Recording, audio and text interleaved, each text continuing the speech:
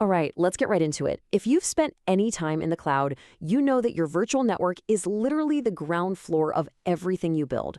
So when we look at Amazon's VPC and Azure's VNet, are they just the same thing with a different logo slapped on? Well, let's find out.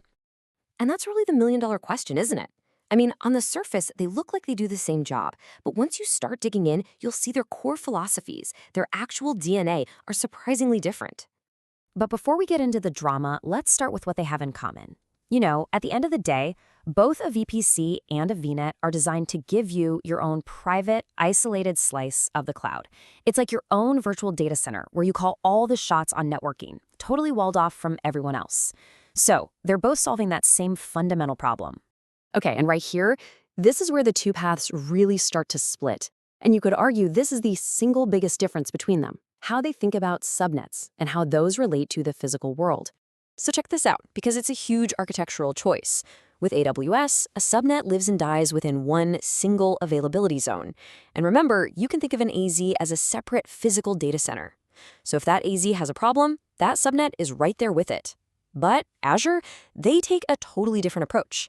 A single Azure subnet can actually stretch across multiple availability zones inside a region. So why the huge difference? Well, it really just comes down to their core design philosophy.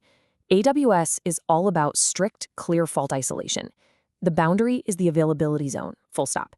It makes it super obvious what's at risk during an outage. Azure, on the other hand, prioritizes making high availability a bit easier. A virtual machine can fail over to a server in a totally different data center, but stay in the same subnet and keep its IP address. That can make recovery a whole lot smoother. And that's the takeaway right there. It's a fundamental trade-off. Do you want the really rigid, super clear infrastructure boundaries that you get with AWS, or do you prefer the flexibility and the simpler high availability story that Azure's model gives you? There's no wrong answer. It's just about what your application needs. All right, so we've got the layout. Now how do we secure it? Let's move on to security. Because while both platforms give you some powerful tools to lock things down, you guessed it, they have different strategies for how you apply those layers of defense. So let's break this down.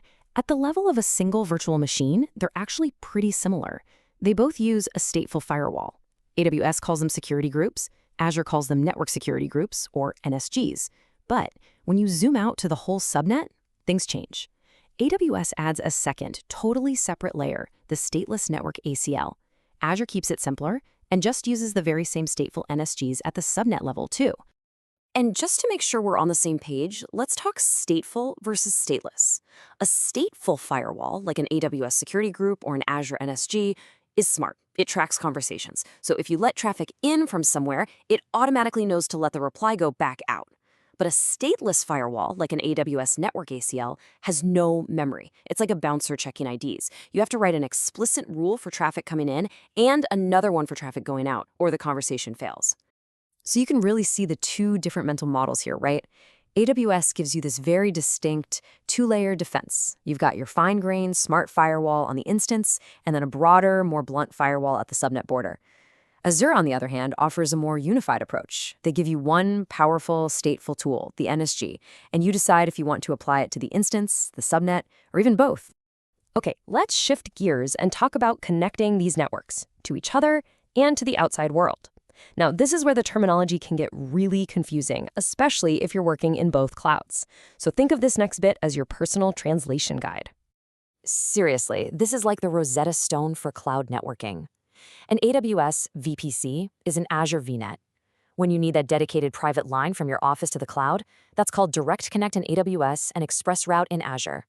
Building out a big, complex hub-and-spoke network, well, you'll be using Transit Gateway on AWS and the Virtual WAN on Azure. Knowing these translations is key to navigating both worlds. Now, here's one quick but really important place where they're actually the same.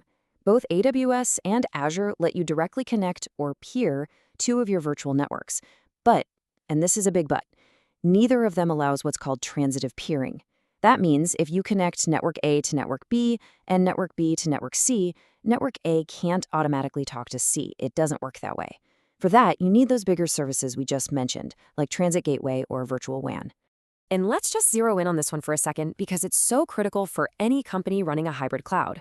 When you absolutely need a private, reliable, high-speed connection from your own data center straight into the cloud, completely bypassing the public internet, these are the services you use.